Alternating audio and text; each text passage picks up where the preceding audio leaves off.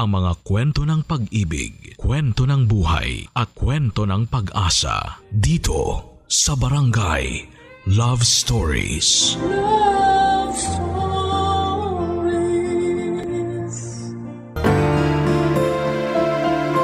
May mga bagay na dumarating sa buhay natin na gaya ng apoy, saglit lang na magliliyab, pero mag-iiwan naman po ito ng init na hindi makakalimutan.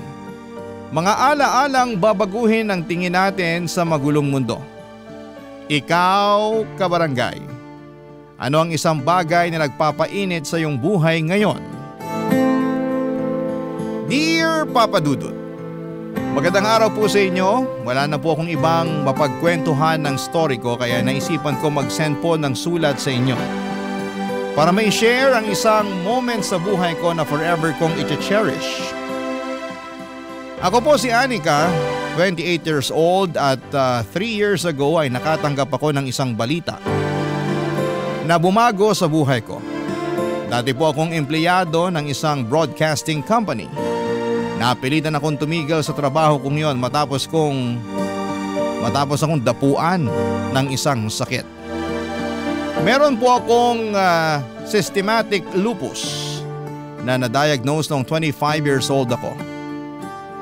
Para po sa hindi pamilyar sa sakit ko, ang lupus ay isang autoimmune disease kung saan ay immune system ko mismo ang umaatake sa malulusog na cells at organs ko. Dahil dito ay prone ako sa pananakit ng dibdib, rashes at ilang internal problems. Simula nung nagkaroon ako ng sakit ay bumaligtad na ang mundo ko. Ang dating masaya at puno ng pangarap kong buhay, Papa Dudut, ay nabalot ng kadiliman. Na-depress ako at nawalan ako ng kumpiyansa sa sarili. Lagi na lamang akong nakakulong noon sa bahay dahil natatakot ako na baka ma-trigger ang sakit ko. Ang apartment namin kung saan kami lang dalawa ng mama kong si Mariel ang magkasama ang nagsilbi ko ng mundo. Naging sensitive ang katawan ko sa maraming bagay. Tuwing natitrigger ang sakit ko ay nagkakaroon ako ng rashes sa balat at mukha. Sumasakit din ang kasukasuan ko at lagi akong pagod at hirap huminga.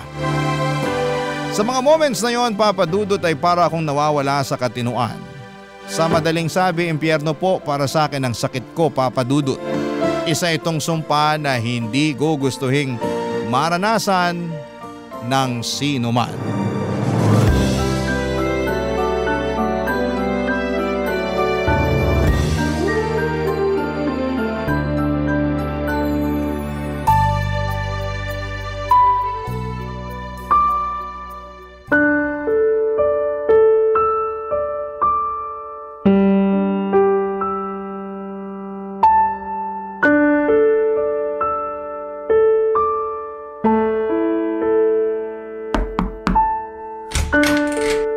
O anak, ininom mo na ba yung gamot mo? Opo ma, tapos na po. Patingin nga ng rashes mo. Medyo mo okay naman na siya. Lagyan mo pa rin ng cream para mas mabilis gumaling. Opo, lalagyan ko mamaya. Medyo masakit pa po ang katawan ko ngayon eh. Hirap pa po akong bumangon. Ako na lang maglalagay. Nasaan ba yung cream mo? Nandyan po sa may bedside table. Amin na, lalagyan kita ng cream. Nilalagnat ka pa rin ba? Medyo bumaba na po, sinat na lang. Ano na naman ba kasing ginawa mo? Bakit na-trigger na naman yung sintomas ng sakit mo? Hindi ko nga po alam. Di na nga ako lumalabas eh. Nandito na lang ako lagi sa kwarto. Hindi ka naman ba stressed? Ma, simula po nung nagkasakit ako, hindi na nawala yung stress sa katawan ko. O baka naman kinulang ka sa tulog. Baka yun na nga po ang rason. Bantayan mo yung katawan mo, anak. Hindi ka na katulad ng dati na okay lang magpuyat o di kaya malipasan ng gutom. Hindi ka na sinusunod ng katawan mo. Dapat ikaw nang sumunod sa katawan mo ngayon. Ang hirap po eh. May times na parang ang lakas-lakas ko tapos bigla akong titirahin ng sintomas ko. Ang dami kong gustong gawin pero simula nung nagkasakit ako, wala na akong ibang magawa kundi magtago. Hindi ko nga alam kung anong gusto ng katawan ko ngayon eh. Maya-maya, bigla na lang ako nagkakaroon ng sintomas kahit nakahiga lang naman ako. Nakakapagod, ma. Malalampasan mo rin to. Paano? Wala naman pong lunas sa sakit na to. Wala pang lunas.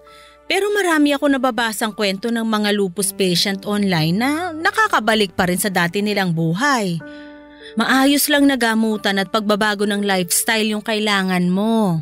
Mas mabuti na lang yatang mamatay kaysa makaranas ng ganitong klaseng sakit eh. Huwag mo namang sabihin yan, anak. Normal lang na maging malungkot, na magalit. Pero kahit na gaano kahirap yung pinagdadaanan mo, huwag ka namang sumuko. Nandito naman ako na aalalay sa'yo eh. Pero yun na nga po sana yung ayokong mangyari. Simula pagkabata, inaalagaan niyo na ako. Pati ba naman ngayong matanda na ako?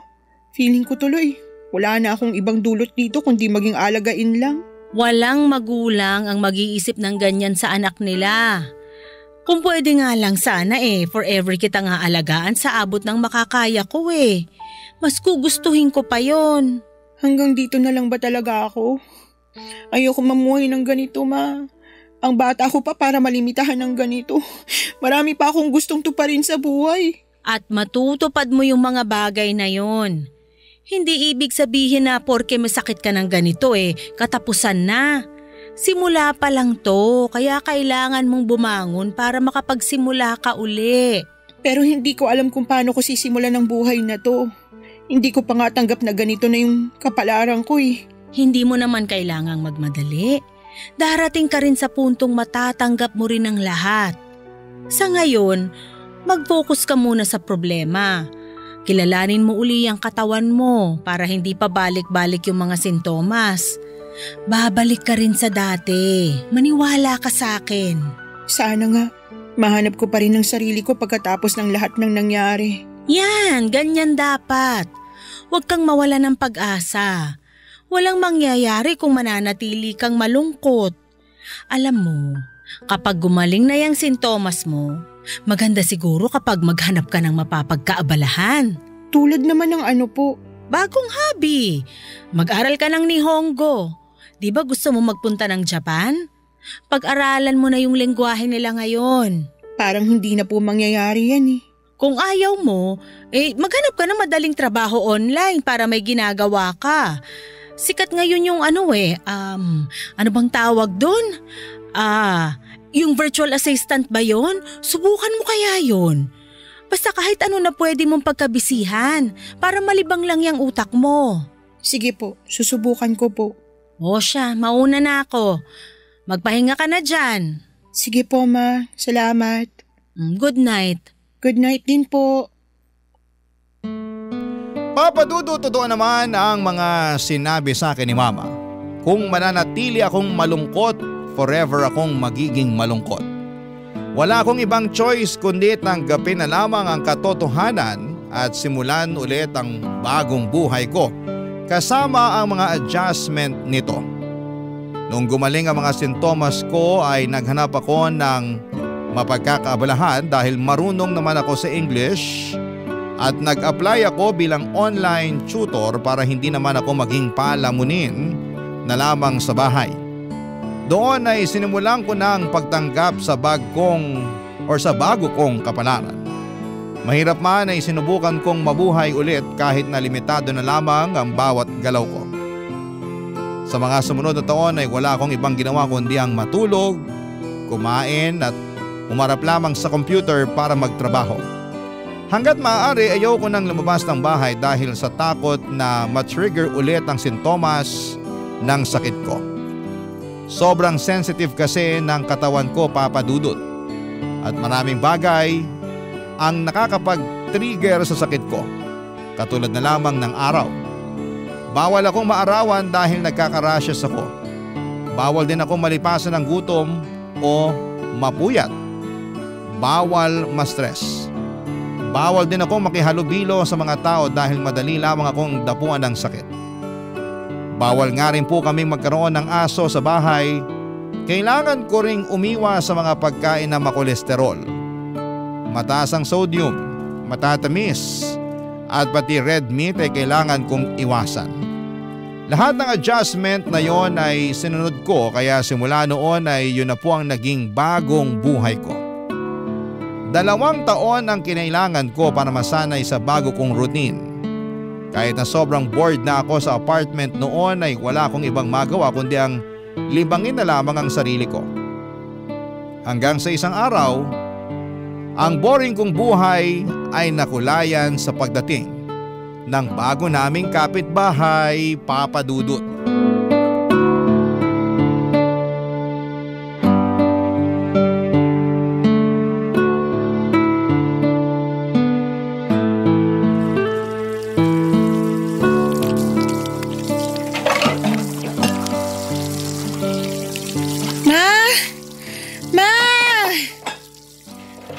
Nasaan ka? O anak, bakit? Nandito ako sa kusina. Ano yon? Saan galing yung ingay na yun? Yung alin? Yung malakas na tugtog kanina. Kakatigil lang niya ngayon. Sa kapitbahay yon. Sila yung nagpapatugtog. Bakit? Ang aga-aga, ba't naman ang lakas agad ng music nila? Daig pa nilang pa-concert Sakit sa ulo. Nagising ka ba nila? Opo. Abot ba naman sa kwarto yung tunog? Ano bang meron sa kabila? Bakit nagpapa-music sila ng ganito kaaga? Wala man lang silang konsiderasyon Di ba napag-usapan na natin yung tungkol sa noon na bawal mag-ingay from 10 to 6? Ibang kapitbahay yung nagpapatugtog. Sa kabila yon. Yung bago. Bago? Teka, may tenant na po dyan sa may bakanting apartment? Oo, meron na. Ngayong araw sila lilipat kaya medyo nagpapatugtog sila. Para daw ganahan silang magbuhat ng gamit. Magbubuhat na nga lang ng gamit, mga abala pa ng kapitbahay. First day pa lang, red flag na yun Mukhang magkakaroon tayo ngayon ng kapitbahay na sakit sa ulo Oh, relax ka lang. Ang init naman agad ng ulo mo Pagbigyan mo na sila, excited yung magkapatid Magkapatid yung bagong tenant? Oo, nakipagkwentuhan ako sa kanila kanina habang nagkakape ako. Lo, talagang sumismis pa po kayo? Nakakahiya, nangaabala pa kayo sa paglipat nila ng gamit. Na-curious lang naman ako. At saka mabait naman yung magkapatid. Base sa taste of music nila, hulaan ko. Mga lalaki sila, no? Oo! Ang galing Paano mo nahulaan yon? Metal rock ba naman yung pinapatugtog? Sakit sa tenga. Pero alam mo, Nak, nakakalungkot yung kwento ng magkapatid. Wala na raw silang magulang. Pareho na raw silang ulila. Namatay yung nanay niya sa kanser, tapos atake sa puso naman yung kinamatay nung tatay. Ganun kalalim yung pinag-usapan nyo? Grabe ma, ilang oras kayo nagkwentuhan? Hindi, makwento lang talaga yung isa. Galing daw sila ng Paranaque tapos lumipat sila nung nalipat ng kumpanya yung kuya niya. Ano namang trabaho nila? Yung kuya sa call center nagtatrabaho. Tapos yung nakababatang kapatid naman, physical therapist. Siya yung malayo yung binabiyahe kasi sa Paranaque yung ospital na pinagtatrabahuhan niya. Bakit naman kasi ang layo ng nilipatan nilang lugar? Malapit naman yung trabaho ng kuya niya dito Kaya nga sila lumipat. Nag-giveaway na lang yung bunso since siya yung may sasakyan. Yung kuya niya kasi takot daw mag-drive kaya lagi nagko-commute. Kaya lumipat sila sa malapit sa workplace niya. Mukhang mas maabilidad yung bunso Siya yung nagpapatugtog no? Parang. Kasi siya yung nagtanong kung masyado bang malakas yung music nila Kako, okay lang. Kasalanan niyo naman po pala kaya malakas music nila Hayaan mo na, ngayon lang naman to. Baka sabihin nila pangit tayo kabanding kapag binawalan agad natin sila sa unang araw nila. Ay hindi, sila talaga yung pangit kabanding. Aga-aga, lakas magpatugtog. Huwag kang mag-alala. Kapag nangyari uli yun, ako na mismo kakausap sa kanila para hindi maabala yung pagtulog mo. Mabuti nga tumigil na sila Tapos na siguro sila magbuhat ng gamit nila. Konti lang naman yata yung gamit nila. Kapag lalaki kasi walang masyadong gamit. Ref lang yata yung nakita ko, kama tsaka washing machine. Chismosa ng taon talaga kayo ma. Lahat ng detalye alam na alam. Baka pati love life nila na chika mo rin. Ay oo, yung kuya may fiancé na nagtatrabaho sa US. Tapos yung bunso naman, single. Ikaw talaga ma. Mag-apply kaya kayong reporter sa 24 oras. Bagay kayo doon kasi wala kang pinalalampas. Ikaw talaga. Hala sige, kumain na nga tayo para makainom ka na ng gamot mo. Lalabas pa ako mamaya para mag-grocery. May gusto ka bang ipabili? Wala naman po. Yung face mask na lang siguro kasi paubos na rin yun. Tsaka alcohol na rin. Okay, sige. Papadudot, mabait na mag-asawa ang dating tumutuloy sa apartment na inuupahan ng mga bagong dating na tenant. Tahimik ang buhay namin noon dahil nagkakaintindihan kaming lahat na magkakapitbahay sa floor namin. Aware din sila sa estado ko kaya tuwing may nagkakasakit sa kanila ay lagi silang nagsusuot ng face mask para hindi ako mahawahan. Noong nagkaroon ng pandemic at nawala ng trabaho ang mag-asawa ay lumipat sila ng tirahan at pansamantalang umuwi sa probinsya. Simula noon ay bakante na ang apartment na yon hanggang sa nagkaroon na nga ito ng bagong tenant at yon ay ang magkakapatid na lalaki. Never kong nakita ang mukha ng magkakapatid na yon dahil hindi naman ako lumalabas. Tanging si mama lamang ang nagkukwento sa akin tungkol sa buhay nila para mapag-usapan kami. To be fair naman ay never naman silang naging pasaway at nagpatugtog ng malakas since then. Siguro ay nakausap na sila ni mama tungkol doon. Pero ganun pa man, pangit nang naging first impression ko sa kanila dahil sa ginawa nila noong unang araw silang lumipat. Ang pinakaayoko pa naman ay yung mga taong walang konsiderasyon sa mga tao sa paligid nila. Sensitive ako sa mga malalakas na tunog kahit pa noong wala pa akong sakit. Kaya medyo nag-iwan yon ng bad impression sa akin. Ganon pa man ay hindi ko naman sila masyadong ginudge dahil sa mga sumunod na linggo ay naging tahimik naman sila. May pagkakataon nga noon na nag-aabot pa sila ng pagkain sa amin dahil nagkaroon sila ng party sa apartment nila. Kaso si mama lang ang kumain noon dahil bawal sa akin yung pagkain na ibinigay nila, Papa Dudut. Hindi rin naman po nagtagal ang masamang tingin ko sa magkakapatid. Lalo na noong nasimulan ko nang makilalang bunsong kapatid na hindi ko akalain na magkakaroon ng malaking parte ng aking buhay. Barangay Love Stories. Barangay Love Stories. Dahil sensitive sa init ng araw ang balat ko ay saka na lamang ako nakakalabas para magpahangin tuwing gabi. At kapag sinabi kong sa labas, ang ibig sabihin po noon ay hanggang sa balcony lamang ako ng apartment namin. Nasa 6th floor kami, Papa Dudut, kaya magandang tumambay doon tuwing gabi dahil yun lang ang time na pwede akong lumabas para panoorin ang busy na buhay ng mga taong nasa labas. Doon po ako karaniwang nagmumuni-muni at binabalikan ang mga masasayang ala-ala ko noon na hindi ko na maranasan pa in the future. Pero ang nightly routine ko na pagtambay sa balcony ay nasira dahil sa bago naming kapitbahay. May isang time kasi na habang nasa balcony ako ay may lumabas din na lalaki sa katabing balcony para manigarilyo. Agad-agad akong pumasok sa loob para hindi ko malanghap ang usok noon. Bawal po kasi ako makalanghap ng anumang klase ng usok dahil natitrigger ang sintomas ng sakit ko. Sobrang inis ako noon dahil kada lumalabas ako ng gabi ay sakto ring lumalabas sa balcony nila yung lalaki. Sa dami naman kasi ng pwedeng maging kapitbahay ay yung smoker pa ang napunta sa amin. May isang gabi noon, Papa Dudut, bago ako lumabas para magpahangin ay sumili pa ako sa katabing balcony namin. Walang ilaw doon. Ibig sabihin ay walang tao. Na-excite ako dahil finally ay magkakaroon na rin ako ng time para sa sarili ko. Paborito ko kasing pinapanood yung buwan at mga bituin sa langit dahil nakakakalma sila. Para bang sila ang karamay ko sa pinagdadaanan ko. Nakaka-clear ng utak kapag nakatingala lamang ako sa langit at dinadamdam ang malamig na simoy ng hangin.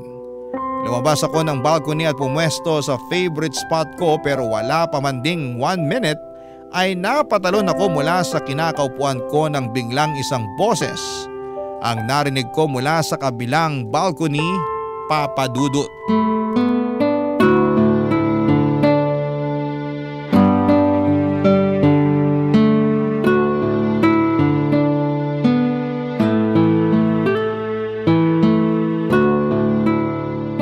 Hi, magandang gabi. May tao ba dyan? Ay, sorry. Nagulat ba kita? Nasaan ka? Hindi kita makita. Wait lang. Bubuksan ko yung ilaw. Ayan, kita na ba? May tao pala. Nagulat naman ako. Anong ginagawa mo dyan sa dilim? Wala naman. Tumatambay lang. Okay, tambay well. Papasok na ako sa loob. Sandali lang. Papasok ka na? Kalalabas mo pa lang ah. May sinilip lang ako. Hindi nga. Kasi napapansin ko, parang lagi mo akong iniiwasan. Iniiwasan? Hindi kita iniiwasan. Oo kaya, tuwing lumalabas ako, lagi kang pumapasok. Inaabangan pa man din kita kasi gusto kita makausap. Bakit mo naman ako gusto makausap? Wala, gusto ko lang makilala yung anak ni Tita Mariel. Matagal na akong curious sa'yo eh. Bakit naman? Kailangan ba may rason? Hindi ba dapat magkakakilala tayong mga magkakapitbahay? Kilala mo naman na si Mama, okay na yun. Sige, papasok na ako. Magandang gabi sa'yo. Sandali. Ano palang pangalan mo? Anika. Ako naman si Sevi. So Anika, ba't naman lagi kang nagmamadaling umalis tuwing lumalabas ako? Mahihain ka ba? Hindi ako mahiyain. Ayaw mo sa akin? Hindi naman ako nangangain ng tao eh. Mabait ako. Hindi naman kasi ikaw yung iniiwasan ko. Eh ano? Yung bisyo mo. Bawal sa akin makalanghap ng usok ng sigarilyo. Bakit? Sensitive ba ilong mo sa mga matatapang na amoy? Nakwento naman siguro sa'yo ni Mama yung sakit ko, diba? Nabanggit niya na may sakit ka, pero hindi niya sinabi kung ano yung sakit mo. Ano ba sakit mo? May lupus ako. Lupus? Hindi ba sakit sa balat yun? Hindi yun sakit sa balat. Autoimmune disease yun na mas malalim pa kaysa sa pagkasira lang ng balat. Pero parang ang kinis naman ng balat mo. Makinis lang yan tingnan kapag malayo, pero sa malapitan, makikita mo yung bakas ng mga rashes na pinagdaanan ko. So nagkaka-rashes ka kapag nakakaamoy ka ng usok ng sigarilyo? Isa yun sa mga trigger. Okay, sorry, hindi ko alam. Hindi na ako mag-iyosi dito, promise. Okay lang naman. Hindi mo naman kailangan mag-adjust para sa akin. Ako na lang yung mag-a-adjust. Hindi. Ako dapat yung tumigil na sa pagsindi. Siguro sign na rin to para itigil ko na tong bisyo kong to. Ako pa talaga yung ginawa mong sign? Dahil sakitin ako, ganon? Hindi naman yun yung gusto kong palabasin. Hindi ko kailangan ng awa ng ibang tao, kaya kung… Wow, saglit lang. Hindi yun yung minimin ko. Okay, sige, wait lang ah. Ganito, mag-start over na lang ulit tayo. Hi, ako si Sevi. Pwede bang pasama na lang muna rito kahit saglit lang? Promise, hindi ako magsisindi para hindi masira yung gabi mo. Pero kung ayaw mo nang may kasama, ako na lang yung aalis. Okay, sige. Dito na lang muna ako. Ayan. Salamat ah. Malungkot yung mag-isa lang eh. Gusto ko yung may kausap ako. Eh yung kuya mo, bakit hindi siya yung kausapin mo? Nasa trabaho yon. Ikaw, wala ka bang trabaho? Meron, pero mamayang umaga pa yon. Di pa ako makatulog eh. Ikaw, baka may work ka. Meron, pero bukas pa yun ng hapon. Nagtututor ako ng English sa mga bata online. Wow! So spokening dollars ka pala? Hindi naman. Marunong lang talaga ako sa English. Foreigner ba yung mga tinuturuan mo? Oo, usually mga bata from Korea. Wow! Maiba tayo. Ilang taon ka nang may lupus? Na-diagnose ako ng 25 years old ako. Ilang taon ka na ba ngayon? 27. So 2 years ago lang? Oo, ganun na nga. Bago pa lang tong sakit ko. Ikaw naman, ilang taong ka na? 30 na ako. Talaga? Oo, hindi ba halata? Laging sinasabi sa akin yan eh. Mukha raw akong bata compared sa age ko. Totoo naman, young looking ka. Ay, kinilig naman ako dun. Ikaw rin naman, maganda ka. Alam mo, gusto ko pa sana magstay dito kaso medyo paggabi na rin eh. Mauna na ako sa'yo ah. Aalis ka na? Kailangan ko pang uminom ng gamot. Ganun ba? O sige, good night. Papadudot average height lamang si Sevi. Malayo siya sa ini-imagine kong itsura na medyo may angst na rakista ang datingan. Nagbase lamang kasi ako noon sa taste niya sa music. Lagi kong naririnig na nagpapatugtog siya ng metal rock kaya ganon ang na-imagine kong itsura niya. Pero sa totoo lang ay good looking si Sevi at bilugan ng mukha niya, chubby cheeks at mabungis-ngis. May kaunting pagkakahawig siya kay Michael Sager ng PBB. Bukod sa magandang itsura, maganda rin naman ang personality nito. Bibo siya at madali lang siyang kausap dahil charismatic siya. kapag nakikipagkwentuhan. Simula noong nalaman niya ang sakit ko ay mas naging maingat na si Sevi. Nagsusuot na rin siya ng face mask kapag kinakausap ako dahil ayaw niyang mahawaan niya ako ng virus, lalo na't sa ospital siya nagtatrabaho. Ang first impression ko sa kanya noon ay inconsiderate. Pero agad na napalitan yon. Protective siya at caring. Dahil na rin siguro sa trabaho niya bilang physical therapist. Hindi rin po siya judgmental. Akala ko nga ay lalayuan na niya ako once na nalaman niya na may lupus ako. May stigma kasi sa mga tulad namin na akala ng mga tao kapag may lupus ay nakakahawa na ito. Hindi nakakahawa ang lupus, Papa Dudut. Wala pang malinaw na rason kung papaano ito nakukuha. Maaring genetics ito o di kaya'y dahil sa mga environmental triggers. Simula nung naging close kami ni Sevi ay palagi na niya akong sinasamahan sa balcony para may kakwentuhan ako. Gabi-gabi siyang nagkukwento sa akin kung paano ang naging araw niya sa trabaho na siyang gustong gusto ko dahil matagal na akong hindi nakakalabas ng bahay. Minsan, nagsasabihan din kami ng mga sikreto at personal issues sa buhay. Mas nakilala ko po si Sevi. Isang gabi nung sa wakas ay nag-open up na siya sa akin tungkol sa kanyang personal na buhay, Papa Dudut.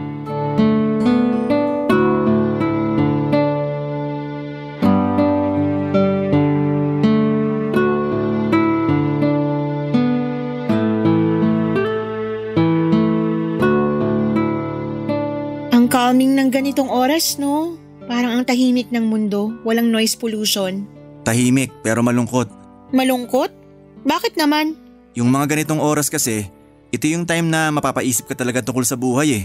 Daming realizations, maraming regrets, maraming what ifs. Talaga? Ako kasi, ito yung time na nagiging thankful ako. Na despite everything, nandito ako, humihinga pa rin. Sa ganitong oras ko na-appreciate yung small things. Makes sense naman. Tsaka gantong oras ka lang din kasi nakakalabas ng walang problema. Totoo. Pero ikaw, bakit mo naman nasabi na malungkot para sa iyo yung ganitong oras? Hindi ko alam. Dati malungkot talaga kasi mag-isa lang ako. Pero ngayon na lagi na kitang nakakasama dito sa ganitong oras, nabawasan na yung lungkot na nararamdaman ko. Naalala mo pa ba nung una tayong nagkausap? Yung nakaupo ka mag-isa sa dilim? Oo naman. Isa yun sa mga sad moments ko. Mga ganong oras, lalo na kapag mag-isa ako, para nagkakaroon ako ng existential crisis. Napapatanong ako sa sarili ko, ano na bang nagawa ko sa buhay? 30 na ako pero pakiramdam ko, wala pa ako nararating. Yung mga batchmates ko, ang saya-saya ng buhay nila. Abot na nila yung mga pangarap nila, samantalang ako, mag-isa pa rin. Di sigurado kung satisfied na ba sa buhay o kung ano. Gets kita. May mga moment din ako na ganyan. Lalo na sa akin, mas malala existential crisis ko. Ano na lang ambag ko sa buhay ngayon? Paano ko pa magagawa yung mga pangarap ko? Masyado pa akong bata para maging limited lang yung kayang gawin sa buhay. Bakit? Ano pa ba yung pangarap mo sa buhay na gusto mong abutin? Marami eh. Actually, may bucket list ako dyan eh. Os? Ano-ano naman yung nasa bucket list mo? Siyempre, una yung ikasal at magkaroon ng sariling pamilya. Maganda ka naman eh. For sure mangyayari pa rin yan. Pangalawa, gusto kong makapunta sa Japan. Gusto kong makita yung sikat na cherry blossom trees nila. Yan ang medyo mahirap. Alam ko, kaya nga nakakalungkot eh. Kasi baka hanggang pangarap na lang na makakita ako ng cherry blossom sa totoong buhay. Ano pa?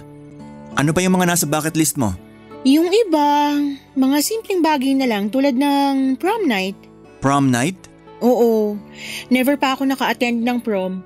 Kapag nanonood ako ng pelikula, naiinggit ako sa mga prom scenes kasi parang ang sarap ng feeling na may kasayaw ka tapos sweet at nakakakilig pa yung music.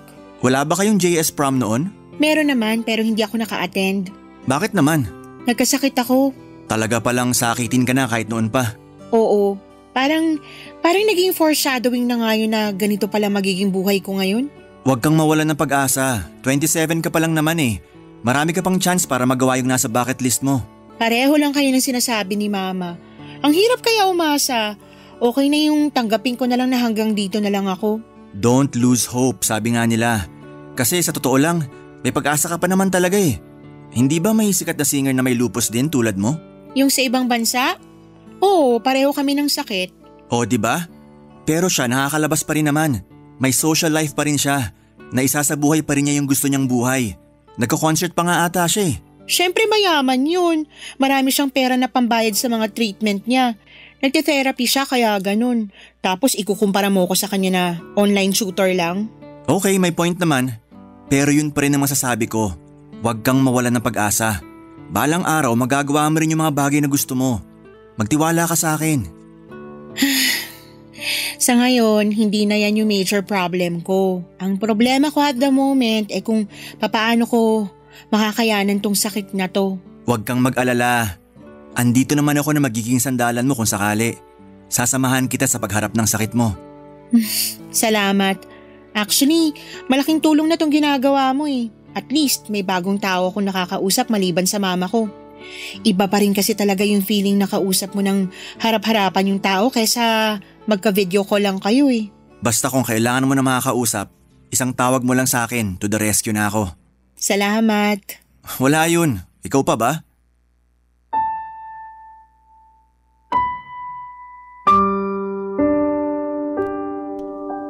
Papadudot gabi-gabi kapag wala ng araw ay inaabot kami ng ilang oras na nagkwekwentuhan ni Sevi sa may balcony. Kung dati wala akong inaabangan sa bawat araw ko, noong nakilala ko si Sevi ay lagi na akong excited na sumapit ang gabi para makausap ko siya. Kahit papaano ay nagkaroon na ng thrill ang dating boring na buhay ko dahil sa kanya. Akala ko nga po noon ay hindi ko na mararanasan ang ganong klase ng saya. Pero sa tulong ni Sevi ay natuto ulit akong tumawa at magsaya na para bang wala ng bukas. Dahil sa kanya na-enjoy ko ulit ang buhay ko sa kabila ng sakit ko. Nang dahil sa kanya ay natuto ulit akong mangarap at magkaroon ng pag-asa. Sobrang saya ko nga noon. At maging si Mama dahil nakikita na niya ulit akong ngumingiti. Dumating nga sa puntong itinuring na rin niyang parang pangalawang anak si Sevi. Tuwing hapunan ay nagluluto siya ng extra food para sa kanya. Karaniwan kasi ay puro ordered na pagkain na lamang ang kinakain ni Sevi tuwing gabi pagkagaling niya sa trabaho dahil mag-isa lang naman siya madalas. Pagsapit kasi ng gabi ay sa trabaho na kumakain ng kuya niya. Kaya para may kasalo ay sabay kaming kumakain ng hapunan ni Sevi sa may balkonahe. Bilang kapalit ng pagiging mabuti ni Mama kay Sevi ay isang pakulo ang naisip nito para sa akin. Gusto niyang gawin namin ang mga nasa bucket list ko. Nung una ay tinawanan ko lamang yung ideya na yon dahil feeling ko ay hindi namin magagawa ang mga bagay na yon. Pero nagulat ako, Papa Dudut, dahil may itinatagong diskarte rin pala si Sevi, Papa Dudut. Barangay Love Stories. Barangay Love Stories. Papa Dudut, hindi ko ine-expect na kayang-kaya palang gawin ni Sevi ang ilan sa mga nasa bucket list ko. Ang unang ginawa namin ay sabay kaming nakinig ng audiobook ng mga librong gusto kong basahin. Gumawa rin siya ng improvised na projector screen para makapag-movie marathon kami sa mismong balkonahe ng kanya-kanya naming apartment. Isa kasi yon sa mga miss ko nang gawin, ang manood ng sine. Na-excite ako sa mga pakulong ginawa ni Sevi para sa akin noong time na yon. Lagi kong inaabangan kung ano nga ba ang mga nasa bucket list ko ang kaya niyang gawin. Lalong-lalo na yung tungkol sa cherry blossom sa Japan na gustong-gusto kong maranasan. Kung noon ay nagdududa ako sa kakayahan niya, noong time na yun ay tiwala na ako sa kanya na magagawa niya ang mga bagay na nasa bucket list ko. Hanggang sa dumating na nga ang araw na inaabangan ko. Nasa trabaho pa lamang siya noon nung minessage niya akong kailangan ko raw maghanda ng magandang damit dahil lalabas kami. Ang akala ko noon ay sa balcony lamang namin gagawin yon dahil ang definition namin sa labas ay hanggang sa balcony lang. Pero nagulat ako noong totoong ilalabas pala ako ni Sevy. Hindi ko nga inaasahan na papayag si mama sa ideyang yon ni Sevy dahil super protective ni mama sa akin simula noong nagkasakit ako. Pero katulad ko ay malaki na rin siguro ang tiwala niya kay Sevy kaya pumayag siya sa plano nito. Pagsapit nga po ng alas 8 ng gabi for the first time ay nagpapasok si mama ng tao sa bahay, walang iba kundi si Sevy, Papa Dudut.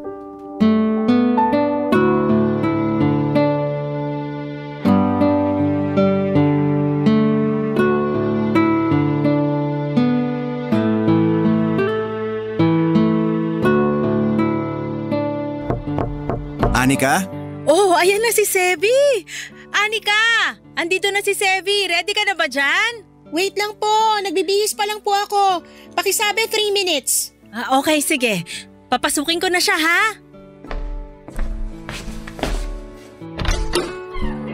Hello po, Tita Mariel. Magandang gabi po. Magandang gabi rin. Pumasok ka muna. Si Anika po. Nagbibihis pa lang. Alam mo naman yon, ngayon na lang makakalabas kaya pinaghahandaan talaga tong gabing to. Talaga po ba? Oo, kaya antayin mo na siya. Ay, dito ka na muna maupo. Salamat po. Saan ba kasi itong pupuntahan nyo? Malayo ba to? Medyo malayo po eh. Pero wag po kayong mag-alala. Hindi naman pumatao yung pupuntahan namin. Basta siguraduhin mong safe yung pupuntahan nyo, ha? Alam mo naman yung estado ni Anika ngayon, medyo mahina pa immune system niya. Mabilis pa siyang mahawaan ng sakit kaya kailangan yung safety talaga niya ang mauna. Oo naman po, Tita. Wag po kayong mag-alala. Hindi ko po hayaang mapahamak si Anika. Salamat po pala na pinayagan niyo siyang lumabas. Naku, hindi nga dapat eh. Alam mo bang napakaraming kaibigan ni Anika ang nag-aaya sa kanyang lumabas? Ni isa wala akong pinayagan. Di nga po. Oo, pero dahil ikaw yung nag-invite ngayon sa kanya, marami akong ginawang exceptions para sa'yo. Hindi nga rin dapat kami nagpapapasok ng ibang tao dito eh. Ikaw lang yung pinapasok ko dito sa bahay. Nako, ang special ko naman pala. Special ka talaga sa buhay ng anak ko. At kung sino man ang special sa puso ng anak ko, special na rin siya sa akin. Alam mo bang simula nung na-diagnose siya na may lupus, malimit ko na lang siyang makitang ngumiti? Dati palagi siyang nakatunganga, laging nakapangalumbaba, puro buntong hininga. Ang sakit nun para sa isang ina. Yung makitang lagi na lang umiiyak yung anak mo, naku, hindi ko madedescribe yung sakit. Kahit naman po siguro sinong magulang, ganyan din ang mararamdaman. Pero nung dumating ka, napakalaki ng pinagbago niya. Sobrang energetic na niya ngayon. Ang aliwalas na niyang tingnan kasi masaya na siya. Parang ang wala na siyang sakit sa tuwing nakikita ko siya. Yun ang dahilan kung bakit special ka na rin para sa akin. Kasi malaki ang naitulong mo sa kalagayan ng anak ko. Nakakahiya naman pong marinig yan. Naging totoo lang po ako sa kanya. Sa totoo lang, marami din naman pong nagbago sa akin simula nung nakilala ko si Anika eh. Dahil sa kanya, parang nagkaroon ako ng worth sa buhay. Hindi lang pala ako simpleng lalaki lang na nagtatrabaho para mabuhay, kundi nabubuhay ako dahil may isang tao akong napapasaya. Ikaw yung taong matagal ko nang hinihintay na dumating sa buhay ng anak ko. Nung nagkaroon siya ng lupus, pati mga kaibigan walang magawa eh. Yung mga dating nagpapasaya sa kanya, nawalan ng silbi. Kaya sana kung ano man tong meron kayo ngayon, sana hindi lang to pansamantala. Kasi ayoko na uling makitang malungkot yung anak ko. Gagawin ko po yung best ko para mapanatili yung ngiti sa labi ni Anika. Promise po, wala akong gagawing ikakalungkot niya. Promise mo yan, ha? Opo, hanggat kaya ko siyang pasayahin, pasasayahin ko siya. So ano, ready na ba ang lahat? Aba, at talagang naghanda ang dalaga ko Okay na ba tong suot ko? Hindi ba ako overdressed? Hindi, saktong-sakto yan para sa gagawin natin ngayong gabi. Oh, Sevy, yung ngiti mo abot hanggang tenga Natutuwa lang po ako kasi para ako nakakita ng anghel na bumaba sa lupa. Hoy, tigilan mo nga ako dyan. Amy ka naman. Tara na nga at baka mamaya kung ano pang lumabas dyan sa bibig mo. Sige po tita, mauna na po kami. Mag-iingat kayo ha. Huwag masyadong magtatagal sa labas. Uwi din ka agad, Anika, ha? Oy, yung face mask mo. Opo, eto na, isusuot ko na. Bye ma, mauna na kami. O sige na, enjoy kayo. Isang light blue na dress na tinernohan ng silver necklace, yun po ang suot ko ng gabing yon, Papa Dudut. Sa kabilang banda ay naka-semi-casual attire naman po itong si Sevi. Sobrang tikas niya sa suot niyang puting button-down shirt at black pants na kinumpleto ng suot niyang sneakers. Gamit ang motorbike nito ay nag-drive kami patungo sa isang secret spot na ilang araw nang binabanggit sa akin ni Sevi. Habang binabagtas namin ng kalsada ay halos mangilid ang luha ko sa loob ng helmet na suot ko. Na-miss ko kasi ang ganong feeling na malaya, nasa labas at dinadama ang malamig na hangin. Hindi nagtagal ay nakarating din kami sa lugar kung saan ako sosorpresahin ni Sevi. Malayo pa lang ay alam ko na kung anong parte ng bucket list ko ang gusto niyang gawin. Yon ay ang maranasan ng cherry blossoms sa Japan. Wala po kami sa Japan, wala ring cherry blossom sa lugar na pinuntahan namin.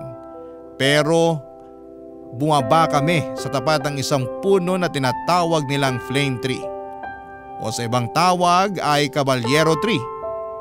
Para itong hugis payong na puno kung saan ay nangingibabaw ang magkahalong pula, kulay kahel at dilaw na bulaklak nito.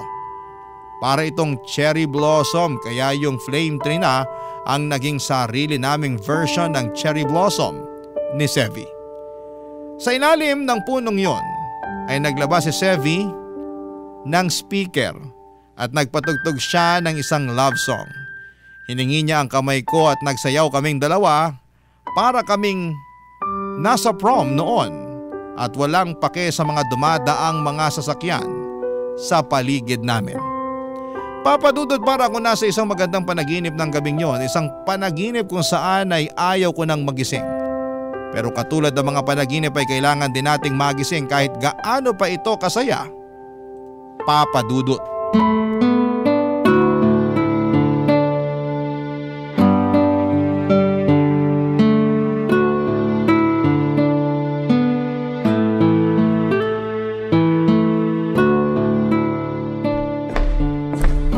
Good morning, ma. Oh, gising ka na pala. Good morning din. Halika na, kumain na tayo. Wow, sarap ng breakfast today ah. Marami talaga akong niluto para sa'yo. Kakailanganin mo to ngayon. Ayan, kumain ka ng marami. Okay lang po ba kayo, ma? Napasobra yata itong binibigay niyo pagkain sa akin ah. Pang isang araw na to eh. Sakto lang yan. Kasi baka mahirapan ka ng kumain mamaya. Ha? Bakit naman? Kumain ka na muna bago ako magkwento. Okay, eto na. Kakain na. Kumain na rin po kayo dyan. So ano pong meron? Ano yung ikukwento nyo? May natanggap akong tawag kaninang umaga. Galing naman kanino? Galing sa kuya ni Sevi. Oh, ano pong sabi? Nag-explain ba siya kung bakit halos isang linggo na silang hindi umuwi ni Sevi sa apartment nila? Oo. May rason pala kung bakit hindi nakakauwi yung kuya niya sa apartment nila nitong nagdaang mga araw. Ano po yung rason? Huwag niyo pong sabihin na lilipat na naman sila ng apartment kasi nabanggit sa akin ni Sevi last time na wala talaga silang permanent address kasi nga palipat-lipat nga raw ng company yung kuya niya. Kung nasaan yung trabaho niya, doon sila. Ay, nalulungkot nga ako eh kasi ano na lang gagawin ko kapag lumipat na naman sila ng bahay? Eh di wala na akong makakausap niyan. Back to my old self na naman ako. Ay, kaya siguro hindi nagre-reply si Sevi sa mga text at chat ko. Nag-promise kasi sa akin yun na hindi na sila lilipat kahit anong mangyari. Dito na raw sila magsistay for good kasi may promise din siya sa'yo. Gets ko na kung bakit niya ako gino-ghost the past few days. Natatakot siguro yun na malaman kong lilipat na naman sila. Hindi mo ba kakayanin kung sakaling lilipat uli sila ng tirahan? Syempre malulungkot ako na mawawalay sa akin si Sevi. Sobrang na-attach na ako sa kanya. Pero sino ba naman ako para pigilan sila? Hindi ko naman siya boyfriend or asawa para pigilan sila sa gusto nilang gawin sa buhay nila. Gino-joke ko lang naman siya noon na maiinis ako sa kanya kapag bigla na lang niya ako iiwan mag-isa dito. Sabi ko nga sa kanya, kapag naisipan nilang lumipat ng bahay, friendship over na kami.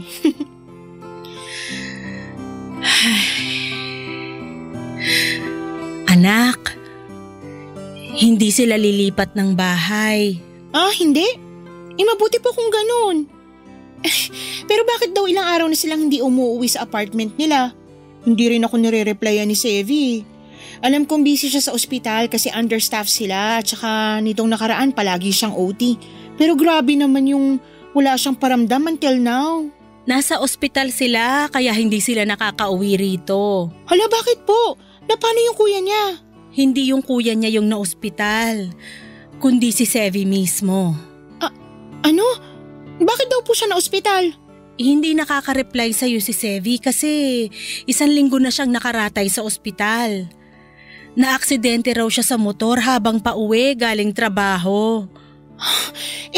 Kumusta na daw po siya? Okay na ba siya? Malala ba yung lagay niya? Sandali, tatawagan ko yung kuya niya. Anika, wala na si Sevi.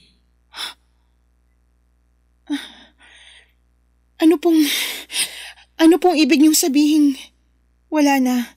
Tumawag sa akin yung kuya niya kanina para ibalitang patay na si Sevi.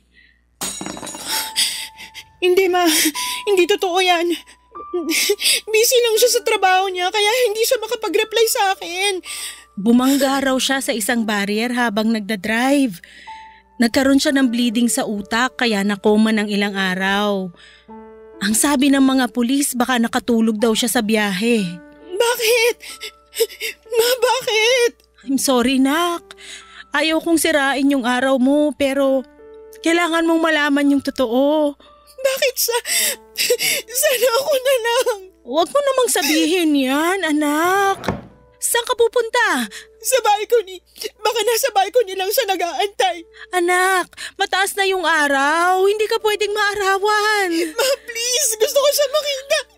Hindi totoo to. Hindi siya pwedeng mamatay. Si Sevi yun eh. Bakit? Paano siya mamamatay? Anika.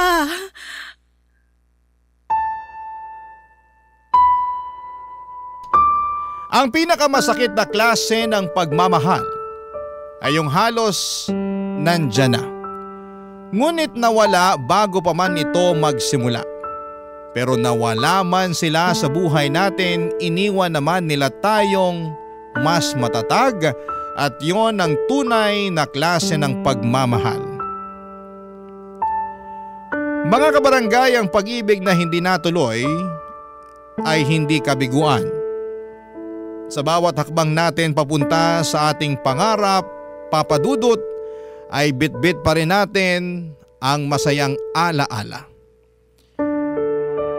Papadudot mga kabarangay, tanging kumot lang ang umalalay sa akin noong araw na yon. Nakataklob sa akin ang isang kumot na para bang maililigtas ako nito mula sa sakit na nararamdaman ko. Walang oras na hindi tumigil ang pagpatak ng mga luha ko. At may mga pagkakataon na nakakatulugan ko ng pag-iyak pero tuwing bumabalik ako sa kamulatan ay agad na binabalot ng lungkot ang aking puso. Papadudod sa pagkawala po ni Sevi, isang bagay ang napagtanto ko. Masyadong espesyal ang buhay ko para lang magtago ako sa isang sulok at habang buhay nakatatakutan ang sakit ko. Sa unang araw po ng burol ni Sevi, ang ginawa ko ay lumabas ako ng bahay nang walang pakialam kahit matrigger pa ang sintomas ng sakit ko. Kahit magkaroon pa ako ng rashes o manghina ang katawan ko, wala pa rin tatalo sa sakit na nararamdaman ng puso ko sa pagkawala ni Sevi. Kahit masama ang pakiramdam, kahit maraming tao, nanatili ako sa tabi ni Sevi at sa huling araw niya sa mundo. Kahit sa ganung paraan ko na lang siya mapapasalamatan sa mga nagawa niya sa buhay ko. Sa kanyang libing ay ipinangako ko sa kanya na susubukan kong muling tumayo sa sarili kong mga paa para abutin ang pangarap ko at tapusin ang bucket list na sinimulan namin. Papadudot ang kwento namin ni Sevi ay maikukumpara ko sa 3 kulay ng bulaklak ng flame tree. Hindi kami agad naging magkaibigan, nagsimula kami sa pag-iwasan, parang pula na puno ng inis at pagkakaiba. Pero dumating ang panahon na natutunan naming intindihin ang isa't isa. Ang pula ay naging kahel nung naging matatag ang samahan namin hanggang sa dumating ang kulay na dilaw na siyang araw-araw kong maaalala. Hindi bilang taong nawala kundi bilang ilaw sa mga panahong gusto kong sumuko noong nagdidilim na ang mundo ko. Bago ko po tapusin ang sulat ko ay gusto ko lamang pong mag-iwan ng isang mensahe para kay Sevi, Papa Dudut. Gusto ko pong iparating sa kanya na mahal ko siya kahit na hindi ko na siya muling makikita pa. Maraming salamat po sa pakikinig ng aking kwento. Papa Dudut, mabuhay po kayo. Ang inyong forever kapuso at kabarangay, Anika. Anong say mo sa Barangay Love Stories na ito? Pagkwentuhan natin sa comment section yan.